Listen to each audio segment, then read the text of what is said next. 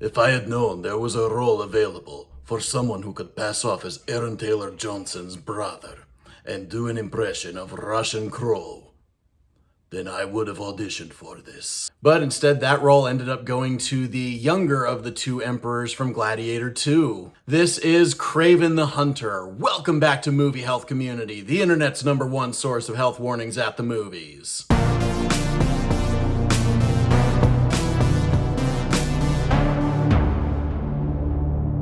Kraven the Hunter comes to us from Sony Pictures in a shared universe with Venom, Morbius, and Madam Web. And it comes to us after about 1.5 years of delays. The initial release date, at least last I checked before it got put on its current date, was supposed to be in August of 2023. That means this movie was ready to go in August of 2023. With all those delays, there's plenty of room to make the movie better. But we'll get to more topics about that in a moment. Right now, we're going to talk about if this movie was safe for photosensitive audiences. The answer is no. Unfortunately, Kraven the Hunter is not safe for photosensitive audiences. This movie has bright, sudden flashes during flashback scenes, which are induced by a potion, I guess I can call it that. These flashbacks do include lightning as well as random flashes. There are scenes that have machine guns or rapidly firing guns. There is one long scene where lights are shining through spinning fans, creating a strobe effect. These effects do not take up a lot of runtime, but they still make this movie a high risk for photosensitive audiences. So for flashing lights, we're going to give Kraven the Hunter a 7 out of 10. In terms of motion, there's a lot of high-speed chasing, and a few scenes of action at extreme heights. And then in terms of mental health, this movie is very bloody and very gory. It uses both of those to very much earn its R rating. And I have been asked to talk about this in previous movies, particularly with Ant-Man and the Wasp.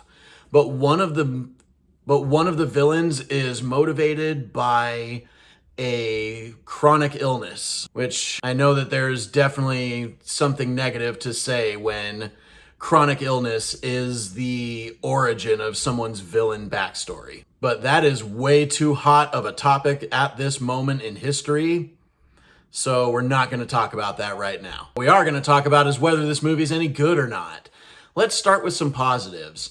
There were a couple of scenes that showed some really good practical set design, practical costume work, and some practical makeup work. The care that they took, especially in the first 20-ish minutes of the movie, to depict animals in pain and as victims of violence. The care taken is very thorough, and if you know what to look for, you can tell that they did a good job really taking good care of the animals in this movie. That's about it. I wish I could praise the performances, but the screenplay of this movie was so bad that nobody's acting ability could make it better.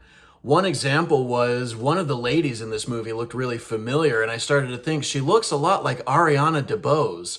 But I know for a fact that Ariana DeBose is a much better actress than whoever we're seeing on the screen. And then the credits roll and it turns out I am in fact looking at Ariana DeBose. Sorry. But no, the screenplay of this movie was so bad, and I feel like I can pinpoint exactly what happens and why the 1.5 years that this movie's just been sitting dormant makes this screenplay unexcusable. And it has to do with the method you would go about writing a movie like this. Writing a movie like this, you're going to visualize the most important parts, like the basic plot line. And when you write that down, you're going to start adding your expositional dialogue and seeing where you can put it to make it flow more naturally. And this dialogue, it really feels like it was stuck in that first draft that contained dialogue, where the expositional dialogue was just there and laid out the bare skeleton of what you need, and does it without giving character to anybody on screen. And it does so without feeling natural. Just yesterday, I rewatched A Bug's Life for the first time as an adult. And one of the moments that really stood out to me was the encounter with the bird where they have to rescue the princess in that movie. Feels very organic and very natural. And the way that scene eventually uses expositional dialogue to build the finale that we get felt like so much care was taken in the screenplay. Kraven the Hunter had none of that care. And so when this movie was sitting completed for like a year and a half, and nobody in that time was thinking, let's polish up our screenplay a little bit and maybe do some reshoots. And so yeah, if you're questioning the quality of what you have and you have a lot of time to sit on it and make plans to redo certain things, you really don't have any excuses for pumping out a movie as poorly written and poorly executed as Kraven the Hunter. Every problem that Kraven the Hunter has, or almost every problem that Kraven the Hunter has, boils down to a really unpolished screenplay. But another part of it, and this is a smaller part because this is more commonplace among movies, even some good movies lately, the scenes that had to use CG, not all of them use them well. And one example I'll give is in Face Off, there is a really good scene of someone being dragged across the water at very high speeds. And it's all practical with a mix of stunt doubles and dummies. There's a scene where something like that happens here in Kraven the Hunter, and the skipping on the water looks so fake. And when other things in this movie look so practical and so good, why does something that we perfected with Face Off look so subpar? I guess the reason that Face Off is on my mind is the fact that Pollux Troy plays one of the main villains in this movie. I wish I had better positivity to bring you about this movie, but I really don't.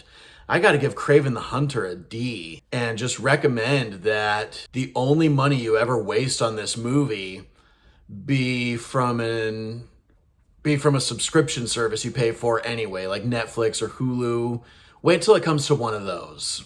Then that's when I would recommend investing time in seeing Kraven the Hunter if you're really that interested. Thank you so much to our readers on Tumblr and Facebook, and as always, an extra special thanks to our patrons over on our Patreon page whose names are scrolling on the screen like credits right now.